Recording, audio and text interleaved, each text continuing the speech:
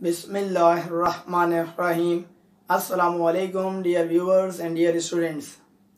आज जिस टॉपिक पर हम आपसे गुफ्तगू करने के लिए हाजिर हुए हैं वो उन तमाम लोगों के लिए बहुत ही ज़्यादा इंशाअल्लाह ताला मुफीद और कारगर साबित होने वाला है जो लोग अखबारात के अंदर आर्टिकल्स लिखना चाह रहे हैं या चाहते हैं, और वो ऐसे अफराद हैं जिनको ये समझ में नहीं आता कि किस तरीके से अपना मजमून अखबार की जीनत बनवाया जाए और क्या तरीक़ाकार इख्तियार किया जाए कि उनका मजमून भी अखबार में शाया हो जाए। क्योंकि बहुत सारे अफराद ये बात बखूबी जानते होंगे कि अखबारात के अंदर जो लोग आर्टिकल्स बहुत सारे भिजवाते भी हैं उनमें से बहुत सारों के आर्टिकल्स जो हैं वो अखबारात में शाया होने के बजाय अखबारात की टोकरी की जीनत बन जाते हैं।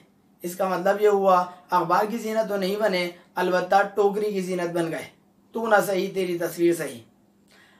हमारा आज का ये आर्टिकल आपकी इंशाल्लाह ताला हौसला अफजाई ज़रूर करेगा, ख़ास तौर पर उन लोगों के लिए जो अखबारात के लिए आर्टिकल्स लिखना चाहते हैं, मज़ामीन लिखना चाहते हैं। वो ये चाहते हैं कि उनका नाम भी अखबार की जीनत बने, वो ये चाहते हैं कि उनकी तस्वीर भी अखबार में शाया हो, वो ये चाहते हैं कि उनका जो ख़यालात हैं जो उन्होंने मजमून की सूरत में शाया करवाना चाह रहे हैं और उन्होंने सेंड किया है किसी भी लीडिंग उर्दू या इंग्लिश न्यूज़पेपर में, वो बाकायदा अखबार की जीनत ही बने, अखबार की टोकरी की जीनत ना बने। हमारा ये आर्टिकल इंशाल्लाह ताला जो हम आपको पेश करने के लिए जा रहे हैं, आर्टिकल से रिलेटेड कहना चाहिए, वो इंशाल्लाह ताला ज़रूर आपके लिए फ़ायदेमंद साबित होने वाला है। ये बात तो बिल्कुल अच्छी तरीके से क्लियर रखिए, ये बात याद रखिए कि अखबारात में जो अफराद आर्टिकल लिखने के सिर्फ ख्वाहिशमंद हैं वो हमारी इस वीडियो को ना ही देखें तो बेहतर है। सिर्फ और सिर्फ उन अफराद के लिए हमारी ये वीडियो मुफीद और इंशाल्लाह ताला कारगर साबित होने वाली है जो सिर्फ ख्वाहिश ही नहीं रखते हैं बल्कि ख्वाहिश रखने के साथ साथ उनकी दिली तमन्ना भी है, जिसको आप ख्वाहिश का नाम दे सकते हैं, लेकिन ख्वाहिश और दिली तमन्ना होने के साथ साथ उनका शौक़ है। ये शौक़ का होना, मौजूद होना बहुत ही ज़्यादा ज़रूरी है। क्योंकि वो अफराद जो सिर्फ और सिर्फ कह लीजिए कि ख्वाहिश रखते हैं लेकिन शौक़ नहीं रखते, ख्वाहिश में और शौक़ में फ़र्क होता है, वो माजरत के साथ इस वीडियो को ना ही देखें तो बेहतर है। इसलिए क्योंकि उनके लिए ये वीडियो इतनी ज़्यादा कारगर साबित नहीं होगी। अलबत्ता वो अफराद, वो तलबा व तालिबात जो कि ख्वाहिश रखने के साथ साथ शौक़ भी रखते हैं, उनका दिल चाहता है कि उनका नाम भी अखबार की जीनत बने, उनके जो मजमून है वो अखबार के शाया हो जाए अखबार के अंदर, वो ये ज़रूर हमारी वीडियो को देखें। सबसे पहला सवाल तो यहाँ पे ये पैदा होता है कि शौक़ डेवलप किस तरह से होगा, ये पता कैसे चलेगा कि मेरे अंदर अखबार के अंदर मेरे अंदर ये शौक़ है, मेरे अंदर ये सलाहियत है कि मैं अखबार के अंदर या अखबार के किसी भी जो है वो सफ़े के ऊपर मैं जनाब अली अपना मजमून भिजवाऊँ और मेरा मजमून शाया हो। उसके लिए बहुत आसान सा तरीक़ाकार इख्तियार किया जा सकता है कि आप सबसे पहले ये देखें कि आप अगर किसी मौजू के ऊपर फॉर एग्ज़ाम्पल सोचते हैं, गौर करते हैं, तो उसको लिख पाते हैं या नहीं लिख पाते हैं। मैं सबसे पहले अपनी आपको मिसाल पेश करूँ, क्योंकि मेरे अल्हम्दुलिल्लाह बहुत सारे आर्टिकल्स अखबारात में शाया हुए हैं और उनकी वीडियोज़ भी मैं एवरी संडे, कम व बेश एवरी संडे मैं अपलोड करता रहता हूँ, जिसको बहुत सारे लोग अल्हम्दुलिल्लाह देखते भी हैं, उस पर कमेंट्स भी पास करते हैं। उसके हवाले से मैं सबसे पहले आपसे ये शेयर करना चाहूँगा कि ख़ुद मेरे अंदर किस तरह से ये शौक़ डेवलप हुआ। आज से तकरीबन 22 या 23 साल पुरानी आपको बात बता रहा हूँ कि जब मेरे बड़े भाई कीनिया में हुआ करते थे, और ये मैं बात आपको बता रहा हूँ 1998 और 2000 के दरमियान की, यानी कि तकरीबन 2 साल के आसपास वो कीनिया में रहे हैं, जो कि अफ्रीका का एक मुल्क है। वहाँ पर जब वो रहते थे तो उस दौर में जाहिर सी बात है 22 साल पुरानी बात बता रहा हूँ आपको, तकरीबन मोबाइल फ़ोन का इतना इस्तेमाल भी आम नहीं था। अब तो खट से आप व्हाट्सअप पे सामने वाले से कॉल कर लेते हैं। वहाँ पे क्या सिलसिला था, मैं खुतूत लिखा करता था अपने भाई को, और वहाँ से जाहिर सी बात है जवाब के तौर पे वो भी खुतूत लिखते थे। वो हमारे घर के दूसरे अफराद को भी ख़त लिखते थे, लेकिन सबसे ज़्यादा खुतूत का तबादला मुझसे ही किया जाता था। मैं जनाब अली उस ज़माने में जो उनको खुतूत लिखता था, पूरी कहानियाँ बयान करता था कि जनाब अली घर में क्या हुआ, कौन साहब तशरीफ़ लाए, कितनी देर वो फॉर एग्ज़ाम्पल बैठे, फॉर एग्ज़ाम्पल अगर हम लोगों ने कुछ खाने पीने का सिलसिला रखा है तो क्या हुआ, उनसे अगर कोई ख़ास गुफ्तगू हुई है किसी मौजू पर तो ख़ास गुफ्तगू क्या हुई है। मिसाल के तौर पे बातें आपसे अर्ज़ कर रहा हूँ। इन सब बातों से हुआ क्या कि मेरे अंदर आहिस्ता माशाल्लाह से लिखने का फ़न डेवलप होना शुरू हो गया। वो कहते हैं ना कि आप किसी काम को करते हैं और मुसलसल करते हैं तो फिर आपके अंदर वो सलाहियत और वो फ़न जो है वो डेवलप होना शुरू हो जाता है। मुझे तो खैर ख़बर भी नहीं थी कि जनाब अली मेरे अंदर माशाल्लाह लिखने की सलाहियत पैदा होनी शुरू हो गई है। मैं आपको जो बात बयान करने जा रहा हूँ बहुत सारे लोगों को सुन के हैरत होगी कि रजिस्टर के जो पेजेस होते हैं, मैं आपको मिसाल देता हूँ, मेरे पास मौजूद भी है। जैसे ये रजिस्टर का देखिए पूरा पेज है, फुल स्केप पेपर। इस फुल स्केप पेपर के ऊपर मैं ख़त उनको लिखा करता था बग़ैर कोई लाइन छोड़े हुए, नंबर 1। नंबर 2 बात यह कि ये जो हाशिया खींचा जाता है, जिसको आप कहते हैं लाइन खींचना, लाइन भी मैं नहीं खींचता था, बग़ैर लाइन छोड़े। और हद तो ये है कि ऊपर की जो पट्टी आपको नज़र आ रही है, इस पट्टी के ऊपर भी 4 लाइनें या 5 लाइनें लिख दिया करता था। सोचें कितना लंबा चौड़ा खत लिख रहा हूँ। अच्छा, रजिस्टर का एक पेज नहीं, एक पेज के बाद सेकंड पेज, फिर जनाब थर्ड पेज, फिर जनाब फोर्थ पेज। इस तरह से आपको सुन के शायद हैरत हो कि कितने ही मेरे ऐसे खुतूत रहे कि ये जो मैंने सेंड किए वो जनाब अली 8-8 सफ़ात के ऊपर मुश्तमिल होते थे। कभी कोई 10 सफ़ात पे मुश्तमिल होता था, 12 सफ़ात पे मुश्तमिल होता था, 16-16 सफ़ात के मैंने ख़त लिखे हैं, रजिस्टर के पेजेस जो मैंने आपको दिखाए। अब आप अंदाज़ा लगाएं, जब बंदा इतना ज़्यादा डिटेल के अंदर इंफॉर्मेशन फराम कर रहा है और बहुत ही छोटी छोटी बातें उसके अंदर बयान कर रहा है कि जनाब अली अम्मी ने आज ये कहा तो अब्बा ने ये कहा। फॉर एग्ज़ाम्पल, वैसे तो अब्बा का मेरे कह लीजिए कि इंतकाल हो चुका था, 96 में इंतकाल हुआ है, मैं मिसाल पेश कर रहा हूँ। इसका मतलब ये हुआ, हम लोग किसी जगह पार्टी पे गए, पिकनिक पे गए फॉर एग्ज़ाम्पल, या फॉर एग्ज़ाम्पल किसी का शादी का कार्ड आया है तो कौन सा आप लेकर आए, और वो जनाब अली शादी के अंदर जो है वो किस दिन शादी की तकरीब है, किसकी किसके साथ निकाह हो रहा है, किस तारीख को हो रहा है, कहाँ पर हो रहा है, ये तो कार्ड के हवाले से गुफ्तगू हो गई। फिर जनाब अली जब हम तकरीब में गए हैं तो कौन कौन अफराद गए हैं, वो गए किस तरह से हैं, ट्रांसपोर्टेशन का किराया कितना खर्च हुआ, बहुत ही छोटी छोटी मामूली मामूली बातें मैं वहाँ उसमें तहरीर किया करता था। करने से हुआ ये कि लिखने की माशाल्लाह सलाहियत पैदा हो गई।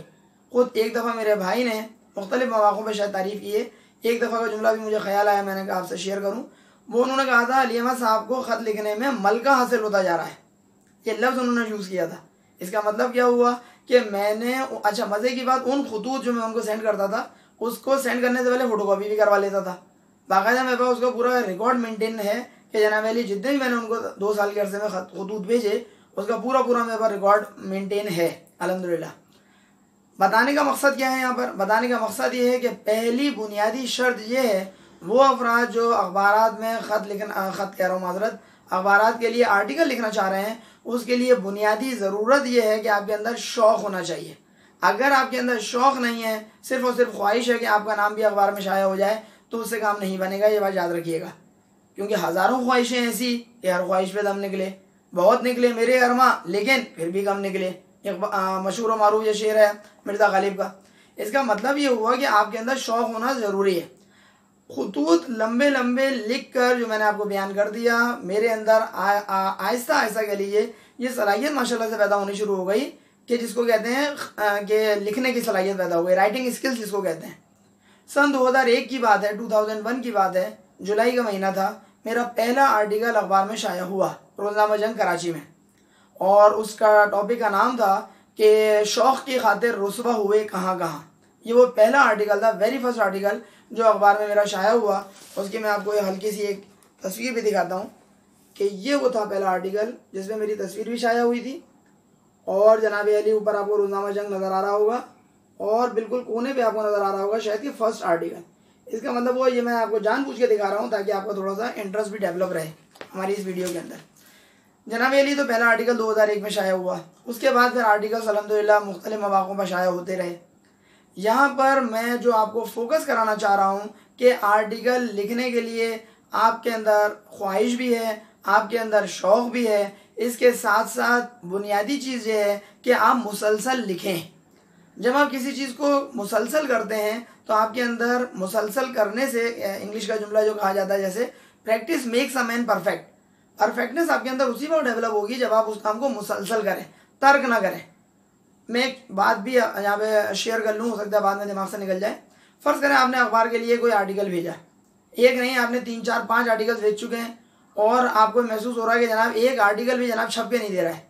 अब अगर आप हिम्मत हार देंगे कि जनाब अली अब आप 6ठा आर्टिकल आपने फैसला कर लिया कि अब आप नहीं भेज रहे हैं, तो इस तरह से शाया नहीं होता है। खुद मेरे अली अहमद के बेशुमार ऐसे भी आर्टिकल रहे हैं जो मैंने उनको सेंड किए, बाकायदा वैसे ही सेंड किए जिस तरीके से सेंड करने का तरीक़ाकार है। अभी इंशाल्लाह वो भी आपसे शेयर करूँगा, लेकिन फिर भी अखबार की ज़ीनत वो नहीं बने। बहुत सारे ऐसे आर्टिकल्स हैं, लेकिन अल्लाह का शुक्र है बहुत सारे आर्टिकल्स शाया भी हुए। जितने आर्टिकल्स अल्हम्दुलिल्लाह शाया हुए वो ना सिर्फ रोज़नामा जंग कराची में शाया हुए, बल्कि रोजनामा एक्सप्रेस कराची में भी शाया हुए। रोजनामा जंग के अंदर टोटल माशाल्लाह से 25 आर्टिकल्स शाया हुए हैं मेरे अब तक, जिसमें 2 अदद बच्चों की कहानियां भी शामिल हैं। जबकि रोजनामा एक्सप्रेस कराची के अंदर मेरे रिमेनिंग 19 आर्टिकल्स शाया हुए हैं, जो सारे के सारे आर्टिकल्स थे। एक्सप्रेस के हवाले से एक बात और शेयर करूँ, एक्सप्रेस से बाकायदा मुझे पेमेंट भी हासिल हुआ करती थी और बाकायदा चेक्स घर पर आया करते थे, और वो चेक जो है मैं अपने बैंक अकाउंट में जमा करवाया करता था और फिर मेरे अकाउंट में पैसा आ जाता था। पैसा बहुत ज़्यादा नहीं होता था, ये भी मैं आपको बताऊं, लेकिन वो पैसा एक इदारे की जानिब से, एक मशहूर मारूफ अखबार की जानिब से आपको, उस वक्त तो जाहिर सी बात है एक्सप्रेस इतना मशहूर मारूफ नहीं था, लेकिन आहिस्ता आहिस्ता करके एक्सप्रेस आपको पता है कि शहर के बड़े उर्दू अखबारात में इस वक्त शुमार किया जाता है। जंग तो बहरहाल सबसे बड़ा है, इसमें कोई शक नहीं है, लेकिन एक्सप्रेस भी कोई छोटा अखबार नहीं है, ये अच्छी तरह से लोग बाखबर हैं। तो एक्सप्रेस के अंदर बाकायदा वहाँ से चेक्स आते थे मेरे पास पर आर्टिकल के लिहाज से, बाद वक़्त 2-2, 3-3 आर्टिकल्स के एक साथ मिला के रकम चेक की सूरत में आती थी, अकाउंट में मैं जमा कराता था, मेरे अकाउंट में पैसा आ जाता था। लेकिन जंग वालों ने 1 रुपया भी आज तक मुझे पे नहीं किया, क्योंकि जंग शायद इस वजह से मामला हो गया, बहुत बड़ा इदारा है और उनको इस बात की कोई हाजत नहीं है कि जनाब अली आप वहाँ पे लिखें, इसलिए क्योंकि उनके पास वैसे ही इतनी डाक उनको मौसूल होती है कि उनके लिए कोई टेंशन की बात नहीं है। अलबत्ता इतना ज़रूर है कि जंग अखबार के अंदर जो लोग बाकायदा फ़ीचर्स वगैरह जिनके शाया होते हैं, या जो सहाफ़ी हजरात होते हैं, जो जर्नलिस्ट वगैरह होते हैं, उनके जो आर्टिकल्स वगैरह शाया होते हैं अखबारात में, उसकी यकीनन अखबार जो है वो पेमेंट करता है। मैं जिस तरफ आपकी तवज्जो दिलाना चाह रहा हूँ वो ये है कि आपको ये बात क्लियर हो जानी चाहिए अच्छी तरीके से कि आपके अंदर अगर इस बात का शौक़ है कि आप आर्टिकल शाया करवाना है इंशाल्लाह अखबार में, तो कोई आपको नहीं रोक सकता। पहली बुनियादी शर्त मैंने आपको बताई कि आपके अंदर आपकी ख्वाहिश होनी चाहिए, फिर आपके अंदर शौक़ होना चाहिए। अब तीसरा और आखिरी मरहला आ जाता है कि लिखा कैसे जाए, और उससे भी ज़्यादा एक अहम टॉपिक आ जाता है कि मौज़ूआत कहाँ से मिलेंगे जिनके ऊपर आपको लिखना है। मौज़ूआत कहाँ से मिलेंगे और लिखा कैसे जाए और अखबार में मजमून शाया कैसे करवाया जाए, इस कबल मैं आपको एक चीज़ इन्फॉर्म करना चाहता हूँ, और वो ये करना चाहता हूँ कि जब इंशाल्लाह आपके आर्टिकल्स अखबारात में शाया होना शुरू हो जाएं, तो उसके बाद उन आर्टिकल्स को महफूज करने का क्या तरीक़ेकार है, पहले वो मैं शेयर कर लेता हूँ। आपको करना क्या होगा, अखबार की कटिंग आपको नज़र आ रही होगी कि जो भी आपका आर्टिकल है, उस आर्टिकल के हवाले से आपने क्या किया, जो भी आपका आर्टिकल है उस आर्टिकल की आपने कटिंग की अखबार से, और कटिंग करने के बाद जो अगर जंग अखबार में शाया हुआ है या एक्सप्रेस में शाया हुआ है, उसके लिहाज से आपने उसका जो अखबार का जो लोगो है वो आपने काटा, कौन सी डेट है वो आपने काटी और काट के आपने मेंशन कर दी, जिस तरीके से आपको यहाँ पे नज़र आ रही होगी। जैसे ये डेट आपको नज़र आ रही है स्क्रीन पे, शायद आपको साफ नज़र ना आ रही हो, लेकिन आपको इसका अक्स ज़रूर नज़र आ गया होगा कि क्या मैं आपको कहना चाह रहा हूँ। इस तरह से जो भी आपके आर्टिकल्स होंगे उसको आप बाकायदा अपने पास फाइल के अंदर मेंटेन करेंगे। जैसे ये अल्हम्दुलिल्लाह मेरे पास फाइल मौजूद है, इसमें तमाम के तमाम 44 आर्टिकल्स जो हैं वो मेरे मौजूद हैं अखबारात के, जो मैंने कटिंग की हुई है। सिर्फ एक अकलौता आर्टिकल है कि जिसकी ओरिजिनल मेरे पास नहीं है, वो फ़ोटोकॉपी है, बाकी सारे ओरिजिनल हैं।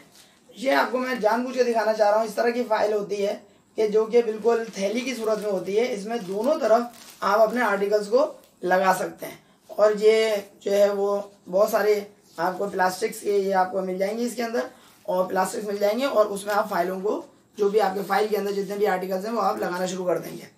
अब हम आते हैं अपने असल टॉपिक की तरफ, और वो असल टॉपिक हमारा ये है कि अखबारात के लिए पहली बात मौजू कहाँ से मिलेंगे। मौजू को ढूंढने का बहुत आसान सा प्रोसीजर, आसान सा तरीक़ाकार ये है कि आप मुख्तलिफ टॉपिक्स के ऊपर सोचना शुरू कर दें। क्या मतलब, फॉर एग्ज़ाम्पल अगर आप स्टूडेंट हैं, अगर आप फॉर एग्ज़ाम्पल टीचर हैं, अगर आप फॉर एग्ज़ाम्पल घरेलू खातून हैं, अगर आप फॉर एग्ज़ाम्पल ऑफिस में जॉब करते हैं, अगर आप फॉर एग्ज़ाम्पल एक शॉपकीपर हैं, किसी भी शोबे से आपका ताल्लुक़ है, आपके पास मौज़ूआत की कोई कमी नहीं होगी। सिर्फ इन्हीं लोगों की बात नहीं करूँगा जिनकी मैंने अभी जिक्र किया, इसके अलावा किसी भी शोबे से किसी भी बंदे का ताल्लुक़ है, अगर वो अखबारात में आर्टिकल लिख कर भेजना चाह रहा है तो उसके पास मौज़ूआत की कोई कमी नहीं है। शर्त यह है कि वो सोचने की सलाहियत के हवाले से जंग आलूद उसका दिमाग ना हो। मिसाल के तौर पर अगर आप फॉर एग्ज़ाम्पल तालिब इल्म हैं तो आपके पास बेशुमार टॉपिक्स बन सकते हैं। वो कैसे कि भाई मिसाल के तौर पर तालिब इल्म जो है वो इम्तिहान के हवाले से शेड्यूल किस तरीके से बनाए, तालिब इल्म इम्तिहान की तैयारी कैसे करे, तालिब इल्म अपनी पढ़ाई के अंदर शौक़ और वलवला कैसे पैदा करे, तालिब इल्म को पढ़ाई के अंदर कौन कौन से मसाइल का सामना करना पड़ता है, तालिब इल्म जो है वो स्टडीज़ से रिलेटेड अपने मसाइल को हल किस तरह से करें, तालिब इल्म का रवैया कैसा होना चाहिए, तालिब इल्म रेगुलरिटी और पंक्चुअलिटी को पैदा करने के लिए उसको क्या करना चाहिए। ये मैं आपको चंद एक मिसालें दे रहा हूँ। ये जितनी भी मिसालें हैं ये बेसिकली टॉपिक्स हैं। अगर आप घरेलू खातून हैं तो आपके पास टॉपिक्स की तो वैसे ही कमी नहीं होनी चाहिए। मिसाल के तौर पर आपके अगर आप ज़ाहिर सी बात है घरेलू खातून हैं और मैरिड हैं तो तब तो टॉपिक्स और भरमार हो जाएंगे। नन से ताल्लुकात किस तरह से इस्तेमाल किए जाएं, सास का रवैया अपने घर के अंदर अगर आपका अच्छा है तब भी एक टॉपिक तैयार हो जाएगा, खुदा न खास्ता बुरा है तब भी एक टॉपिक तैयार हो जाएगा। शौहर अगर आपसे हुस्न सुलूक से पेश आता है तब भी एक टॉपिक तैयार हो जाएगा, और शौहर का मिजाज अगर सख्त है, गुस्से भर है, तब भी एक टॉपिक तैयार हो जाएगा। घरेलू जो ख़वातीन होती हैं वो खाना पकाने के मौज़ूआत पर भी बहुत सारे उन्वानात उनका कह लीजिए कि इस्तक़बाल कर रहे होंगे। कहने का मकसद ये है कि मैं आपको एक मिसाल पेश कर रहा हूँ। अगर आप ऑफिस के अंदर काम करते हैं तो तब भी आपके पास टॉपिक्स की कोई कमी नहीं है। मिसाल के तौर पर आपका बॉस जो है वो किस तरीके से आपसे काम करवाता है, आया बॉस जो है वो मेहनती है या निकम्मा है, आया बॉस जो है वो ईमानदार है या झूठा है, आया जो आप अपने काम कर रहे होते हैं अपने ऑफिस के अंदर वो आपसे आपके जितना वर्कलोड आपके ऊपर डाला जा रहा है वो उतना ही मुनासिब है जितना कि आप पर होना चाहिए, या आपकी सैलरी के से मुताबिकत नहीं रखता, वगैरह वगैरह वगैरह। उम्मीद है आप मेरी बात समझ रहे होंगे कि टॉपिक्स मिलना बिल्कुल भी मुश्किल नहीं है। शर्त यह है कि आप तवज्जो से अपने जो मामलात हैं या अपने जो गिरदो पेश आपके जो भी मामलात पेश आ रहे हैं उनके ऊपर आप गौर व फिक्र करना शुरू कर दें। ये तो बात तय हो गई कि टॉपिक्स मिलेंगे कहाँ से। हद तो ये है कि अगर आप ड्रामा भी देख रहे हैं टीवी के ऊपर किसी भी किस्म का, तो उस ड्रामे के अंदर भी आपको बहुत सारे टॉपिक्स मिल सकते हैं। मिसाल के तौर पर ड्रामे के अंदर आपको पता है बहुत सारे कैरेक्टर्स होते हैं, और कैरेक्टर भले अच्छा हो या बुरा हो, दोनों सूरतों में उन कैरेक्टर से अगर आपने कोई सबक हासिल किया तो उस सबक को दिमाग में रखते हुए आप एक आराम से आर्टिकल लिख सकते हैं। ये बात तो तय हो गई कि मौज़ूआत कहाँ से मिलेंगे। बहुत सारे लोगों को मौज़ूआत मिलना ही उनके लिए बहुत बड़ा एक मुसीबत बन जाता है।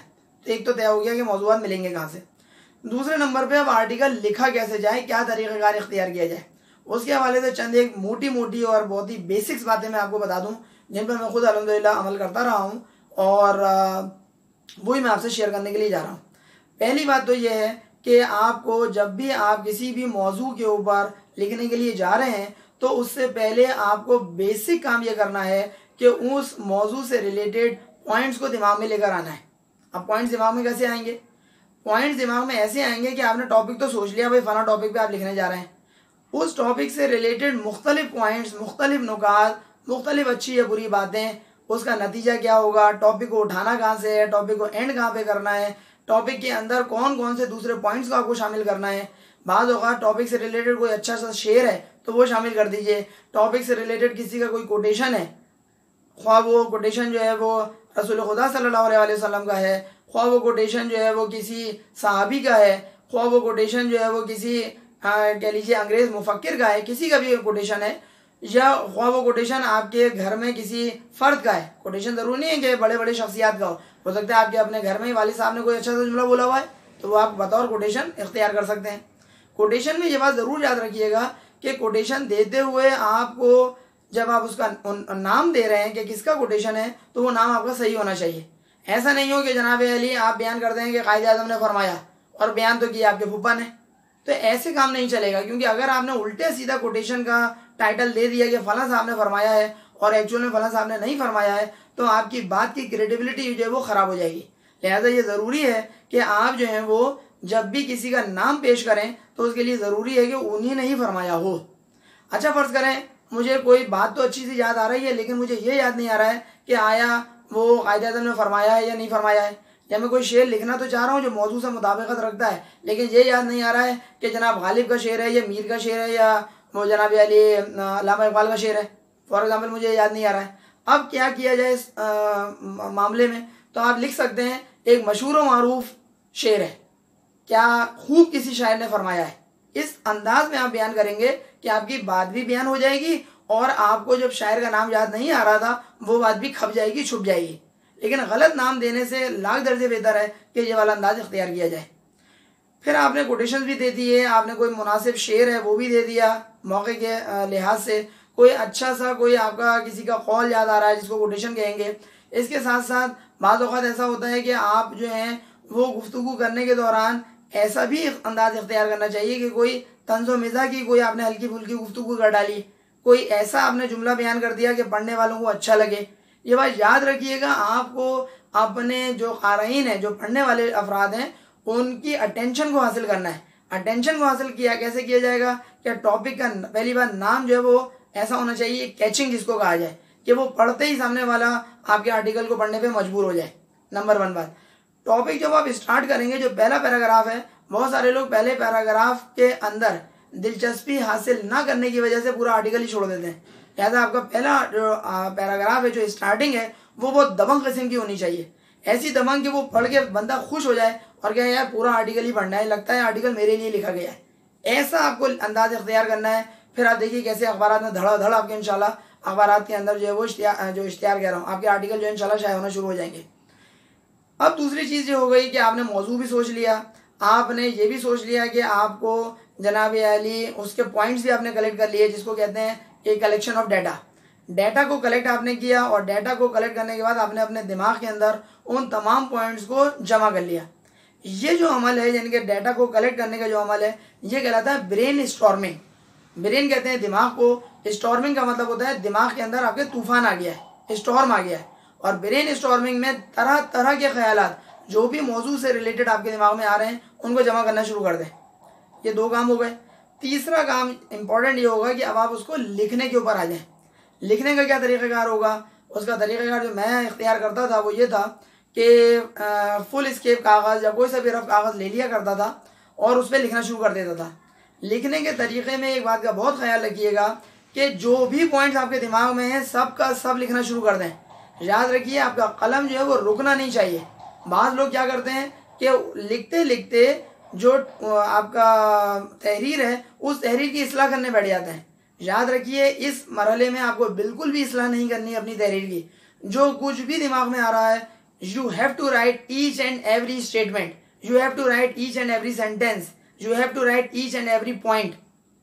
जब आप सारे के सारे पॉइंट्स लिखना शुरू कर देंगे, इस बात से कतई नज़र कि आपकी तहरीर ख़राब हो रही है या अच्छी हो रही है, ऐसी बात है आपकी तहरीर आप पढ़ ही लेंगे। इस बात से कतई नज़र कि जुमला सही बैठ रहा है या नहीं बैठ रहा है, दफ़ा करें। सारी बातों का खुलासा ये, आपको जितने भी पॉइंट्स दिमाग में हैं बस लिखना शुरू कर दें। अगर आप इस्लाह करने की तरफ जाएंगे लिखते हुए तो उसका एक बहुत बड़ा खमियाजा आपको भुगतना पड़ेगा। वो ये कि फ़र्ज़ करें आपके दिमाग में बहुत सारे अच्छे अच्छे पॉइंट्स आ गए थे, 8-10 पॉइंट। अब आप 3 पॉइंट आपने लिखे थे, इस्लाह करने बैठ गए, पता चला रिमेनिंग जो 6-7 पॉइंट हैं उनमें से अब खाली 2-3 दिमाग में आ रहे हैं। इसका मतलब 2-3 पॉइंट या 4 पॉइंट आपके दिमाग से निकल गए इस्लाह करने के चक्कर में। इस्लाह करने का मरहला अभी नहीं है, अभी जितने भी पॉइंट्स हैं वो लिख डालें। आपने पॉइंट्स भी सारे लिख डाले। ये हो गए 3 काम। चौथा काम अब क्या करेंगे? चौथा काम ये करेंगे कि अगर बेहतर तो यही है कि जब आपने आर्टिकल लिख लिया तो उस वक्त चूंकि आपका दिमाग बिल्कुल ताज़ा दम है उस आर्टिकल से रिलेटेड, तो अब आप ये करें कि उसकी इस्लाह करनी शुरू कर दें। इस्लाह के लिए बेहतर है कि अगर आपने फॉर एग्जाम्पल बॉल पेन से लिखा है, मेरा तरीका ये होता था मैं पेंसिल से पहले लिखता था रफ में और उसके बाद फिर कलम चलाता था। क्योंकि कलम चलाना यानी कि बॉल पेन जब आप चलाएंगे पेंसिल के ऊपर तो वो तहरीर काटना और उसके ऊपर दूसरी तहरीर जो आपने लिखी वो पढ़ना आपके लिए ईजी हो जाता है। अगर आप चाहें तो अगर फॉर एग्जाम्पल आपने पहले ही लिखा है ब्लू बॉल पेन से तो आप रेड बॉल पेन चूज़ कर लें, आपकी मर्जी है। मेरा तरीक़ाकार मैंने आपको बता दिया, पेंसिल से पहले लिखता था रफ में और फिर रेड बॉल पेन या कोई और बॉल पेन वो उठा लिया और अब आपने करेक्शन करनी शुरू की। करेक्शन का क्या तरीका है? फॉर एग्जाम्पल कोई जुमला ऐसा है कि वो बाद में आ रहा है आपके तहरीर में जो रफ आपने लिखी है, तो अब उस जुमले को आप जो है वो लेकर आएंगे स्टार्ट में, क्योंकि जाहिर सी बात है तो आपको फेयर करना है बाद में मरहले अगले मरहले में, तो आपने उसको टॉप पे लेकर आ जाएंगे। तरीक़ाकार क्या है? उस पर निशान मारें ऐसे और ऐसे, उस पर लिख दें 1, उधर 1 और इधर 1। 1 का मतलब ये होता है कि वो जनाब अली पहला पॉइंट आपका तैयार हो गया। सेकेंड पॉइंट क्या करना होगा आपको एडिटिंग के अंदर कि फ़र्ज़ करें कोई जुमला ऐसा है कि आपको लग रहा है यार ये तो रिपीट हो रहा है, तो रिपीटेशन तो है उसकी ज़रूरत नहीं है, तो उस जुमले को आप हज़फ कर दें, हटा दें। कोई जुमला ऐसा है कि आपको लग रहा है यार ये अल्फाज मैंने ज़्यादा मुनासिब यूज़ नहीं किए हैं, अच्छे यूज़ नहीं किए हैं, तो अल्फाज बदल दें, ज़्यादा बेहतर अल्फाज लिख दें जो आप बेहतर समझ रहे हो। चौथा मरहला ये हो सकता है, उसी के अंदर चौथे मरहले के हवाले से बात कर रहा हूँ, उसके अंदर एक पॉइंट और हो सकता है। फ़र्ज़ करें आप महसूस कर रहे हैं यार कोई कोटेशन ही नहीं है, कोई शेर ही नहीं है। याद रखिएगा हर आर्टिकल में कोटेशन को या शेर को या किसी का कोई कौल है वो लिखना लाजमी नहीं होता। अगर आप लिख देंगे तो बिल्कुल ऐसा ही है जैसे सोने पे सुहागा, 4 चांद जिसको कहते हैं ना लग जाना, आपके आर्टिकल में जान पड़ जाएगी अगर आप ये सारी चीज़ें भी इंग्रेडिएंट्स डालना शुरू कर देंगे। जैसे खीर आप तैयार कर रहे हैं तो खीर के अंदर अगर आपने खजूर भी डाल दिया उसके काट के, और ज़ाफ़रान भी फॉर एग्जांपल डाल दी, और जनाब अली और दूसरे इंग्रेडिएंट्स बादाम और किशमिश वगैरह भी डाल दी, अब खीर का जायका ही बदल जाएगा। सेम वही कंसेप्ट है आपके आर्टिकल का। आर्टिकल के अंदर 4 चांद लग जाएंगे, उसके अंदर चाशनी पैदा हो जाएगी अगर आप लोगों के अच्छे जो कोटेशंस होते हैं। और कोटेशंस कहाँ से मिलेंगे? उसके लिए बाकायदा बुक्स अवेलेबल हैं, उसके लिए बेहतरीन जिंदाबाद इंटरनेट में आप कोटेशंस के हवाले से लिखें, मुख्तलिफ कोटेशंस मिलना शुरू हो जाएंगे। बहुत सारे कोटेशंस में जो कोटेशन आपको टॉपिक से रिलेटेड महसूस हो रहा हो वो 2-3 या एक आध टॉपिक, एक आध कोटेशन आपने उठा के उसमें दर्ज कर दें। ऐसे शेयर भी आपको मिल सकते हैं नेट से। तो अब तो इंटरनेट ने आपको पता है सारे मसाइल हल कर दिए हैं, वहाँ से आप लिखें और फिर आपने कोटेशंस वगैरह भी डाल दिए, शेयर भी डाल दिया। फिर बयान कर दूं, लाजमी नहीं है डाल दें तो अच्छा है, बेहतर है। उसके बाद आपको काम क्या करना होगा कि पूरे आर्टिकल के लिए जो आपने मौजू सेलेक्ट किया था वो मौजू आप जो है वो अगर आप समझ रहे हैं बेहतर आप करना चाह रहे हैं, चेंज करना चाह रहे हैं तो चेंज कर दें। क्योंकि सबसे पहले पढ़ने वाले की नज़र जो है वो टॉपिक के ऊपर पड़ती है, यानी कि उन्वान पे पड़ती है। अगर आपका उन्वान प्यारा है, बहुत ज़बरदस्त है, ऐसा है कि सामने वाला पढ़ते ही उसकी तवज्जो आपके आर्टिकल की तरफ जा रही है तो वो यकीनन पढ़ने पे मजबूर हो जाएगा। और आपका उन्वान माजरत के साथ थका हुआ है वो तो फिर सामने वाला तवज्जो ही नहीं देगा। तो आपने मौजू भी आपने सेलेक्ट कर लिया, आपने तहरीर के अंदर पॉइंट्स भी लिख लिए, पॉइंट्स के अंदर एडिटिंग भी कर ली। एडिटिंग के बाद आपने जो है वो इस बात का भी ख्याल रखना है कि अब आपको फेयर करना है अपने सारी तहरीर को, क्योंकि जाहिर सी बात है जब आप किसी अखबार में भेज रहे हैं तो फेयर हालत में ही भेजेंगे। फेयर करने का क्या तरीक़ाकार है वो भी एक मखसूस तरीक़ाकार है, वो भी मैं आपसे शेयर करूँगा उसका क्या तरीका है। फॉर एग्जाम्पल जी आपने फुल स्केप पेपर ले लिया। याद रखिएगा अखबार के लिए जब भी आप आर्टिकल सेंड करेंगे तो फुल स्केप पेपर पर ही भेजेंगे। कॉपी का जो पेज होता है वो आपको इस्तेमाल नहीं करना है। आपको लेना है रजिस्टर का पेज, और ये बाकायदा लूज पेजेस जो हैं वो मार्केट में अवेलेबल होते हैं, आपको अपने रजिस्टर से फाड़ने की भी ज़रूरत नहीं है। फुल स्केप आपने ये पेज ले लिया। फुल स्केप पेज पे लेने के बाद आपको क्या करना होगा, उर्दू में जाहिर सी बात है मजमून लिख रहे हैं तो उर्दू के लिहाज से आपने जो है फॉर एग्जाम्पल ये आपने लिखा, आपने पहले लाइन खींच दी उर्दू के हवाले से। लाइन खींचने के बाद अब आप जो लिखेंगे इसके ऊपर उसका ख्याल रखिएगा। फर्ज करें आपने वेरी फर्स्ट लाइन के ऊपर लिखा है तहरीर, पहली लाइन आपने शुरू से आखिर तक लिख दी। लाइन तो जाहिर सी बात है आपको खींचनी है। पहली लाइन के ऊपर जब आपने लिख दिया, पहली लाइन के बाद दूसरी लाइन आपको ड्रॉप करनी है, उस पर कुछ भी नहीं लिखना है। फिर तीसरी लाइन पे लिखेंगे, तीसरी लाइन पे शुरू से आखिर तक लिखा आपने, चौथी लाइन फिर आपने ड्रॉप कर दी, फिर पांचवी लाइन पे लिखेंगे, फिर छठी लाइन फिर आपने ड्रॉप कर दी। इस तरह से पूरा सफ़ा आपको भर देना है जो मैंने आपको तरीका बताया। याद रखिएगा एक लाइन ड्रॉप करना ज़रूरी है। अगर आपने लाइन ड्रॉप किए बगैर लिखा, यानी कि जिस तरह से हम सारी लाइनों के ऊपर लिख देते हैं नॉर्मल हालात में, इस तरह से लिख दिया तो मुमकिन है आपका आर्टिकल शाया ना हो। उसकी वजह भी मैं आपको बता दूं। असल में होता ये है कि हम लोगों की जो तहरीर होती है, बाज़ औक़ात जो इदारा होता है, यानी कि कह लीजिए कि कोई सा भी इदारा हो, वो इदारे का तरीक़ाकार ये होता है कि जनाब उनको बाज़ औक़ात उनको भी एडिटिंग करनी पड़ती है। तो उनके एडिटिंग के लिए अगर आपने पहली लाइन में लिखा है, फिर जब आपने दूसरी लाइन में लिखा है, फिर तीसरी लाइन में लिखा है, तो उनको एडिटिंग करने में प्रॉब्लम होती है। तो वो क्या करते हैं, अगर पहली लाइन में लिखा है आपने और दूसरी लाइन ड्रॉप कर दी है तो ड्रॉप शुदा लाइन के अंदर वो चेंज करके एडिट करके लिखना उनके लिए ईजी होता है। आप उम्मीद है मेरी बात समझ रहे होंगे। इस तरीके से आपने हर लाइन के बाद एक सतर छोड़नी है, आसान सी बात हो गई। ये तो पूरा सफ़ा आपने भर दिया। अब जाहिर सी बात है आर्टिकल आपका एक सफ़े पे तो आएगा नहीं। उसके बाद अब आप क्या करेंगे, नेक्स्ट पेज पे जाएंगे। नेक्स्ट पेज पे याद रखिएगा ये है आपका सफ़ा नंबर 2। इस सफ़े नंबर 2 के ऊपर आपको कुछ भी नहीं लिखना है, बिल्कुल खाली जाएगा यह सफ़ा। फिर कहाँ लिखेंगे, सफ़ा नंबर 3 पे लिखेंगे, थर्ड पेज। यानी कि पहला सफ़ा ये आया, दूसरा सफ़ा आपने छोड़ दिया, तीसरे सफ़े पे लिखेंगे उसी अंदाज में जैसे मैंने आपको बताया। लाइन खींचेंगे, एक लाइन पे लिखेंगे, एक लाइन छोड़ेंगे, एक लाइन पे लिखेंगे, एक लाइन छोड़ेंगे। इस तरह से आपका पहला सफ़ा ये हो गया, ये सफ़ा आपने ड्रॉप किया, तीसरे सफ़े पे फिर लिखा जो कि आपका दूसरा सफ़ा कहलाएगा, और फिर चौथा सफ़ा फिर आपने फिर छोड़ दिया। फ़र्ज़ करें आपका आर्टिकल अभी कंप्लीट ही नहीं हुआ है जो आपने लिखा है, तो इसके लिए फिर आप एक नई शीट आप हासिल कर लीजिए, उठा लीजिए। नई शीट पे भी ये तरीका इख्तियार करेंगे। अब डिपेंड करता है कि आपका आर्टिकल कितना लंबा चौड़ा है, आर्टिकल की लेंथ कितनी होनी चाहिए वो भी मैं बता दूं। आर्टिकल की लेंथ बेहतर है कि आपके ये जो फुल स्केप पेज मैंने अभी आपको दिखा रहा था, एक एक लाइन छोड़ के आपको लिखना है, तो मुनासिब है कि आपका जो आर्टिकल है वो 2 सफ़े के ऊपर मुश्तमिल हो या 3 सफ़े में मुश्तमिल हो, 4 या 5 सफ़ों पे भी मुश्तमिल हो सकता है। लेकिन बेहतर है शुरू शुरू में आप छोटे छोटे मौजूआत के ऊपर और छोटी छोटी तहरीर जो है, छोटी छोटी तहरीर वो अखबार में भेजें। जब वो शाया होना शुरू हो जाए तो कंपैरेटिवली थोड़ी बड़ी तहरीर के ऊपर भी आ जाए। बेहतर है कि आप शुरू में इब्तिदा में अगर करना चाह रहे हैं तो 2 या 3 सफ़हात के ऊपर मुश्तमिल जो है वो अपना अखबार के अंदर आर्टिकल सेंड करें। इसके बाद जनाब अली ये मरहला आ जाता है कि तहरीर लिख भी लिया आपने, तहरीर को फेयर भी कर लिया, एडिटिंग ऑलरेडी कर चुके हैं, फेयर हालत में कर चुके हैं, सारे काम हो गए। अब सेंड कैसे करना है? उसका तरीक़ाकार बहुत आसान सा है। अखबार के अंदर बाकायदा उनका एड्रेस मौजूद होता है। जैसे फॉर एग्जांपल रोज़नामा जंग, आई चंद्रिका रोड कराची, ये मैंने पूरा एड्रेस नहीं बताया है, एक मिसाल दे रहा हूँ क्योंकि रोज़नामा जंग वहीं आई चंद्रिका रोड के ऊपर मौजूद है। इसी तरीके से रोज़नामा एक्सप्रेस का एक पर्टिकुलर एड्रेस है, वो आपको अखबार से मिल जाएगा। करना क्या होगा, जो डाक लिफाफा होता है उस डाक लिफाफे को आपको परचेज़ करना पड़ेगा, जो कि आमतौर पर अगर आपके लिए करीब में कोई आपका पोस्ट ऑफिस मौजूद है वहाँ से परचेज़ कर लें, वरना जो स्टेशनरी की दुकान होती है वहाँ पर भी आपको डाक लिफाफा मिल सकता है, वहाँ से आप ख़रीद सकते हैं। डाक लिफाफा परचेज़ करेंगे और उसका जो फ्रंट साइड होती है डाक लिफाफे की, जहाँ पे आप भेजने, जहाँ पर जिसको आप अपना खत या कोई भी चीज़ आप भेज रहे हैं वहाँ पर आपने पूरा एड्रेस जो है वो तहरीर कर देंगे। जैसे रोज़नामा जंग कराची आई चंद्रिका रोड, ये आपने बयान कर दिया उसके अंदर। और उसके बाद जो है वो जो आपका एनवेलप है उसके बैक साइड के ऊपर आप अपना नाम और अपना एड्रेस लिख दीजिए ताकि सामने वाले को पता चल जाए कि भाई किसकी तरफ से आया है।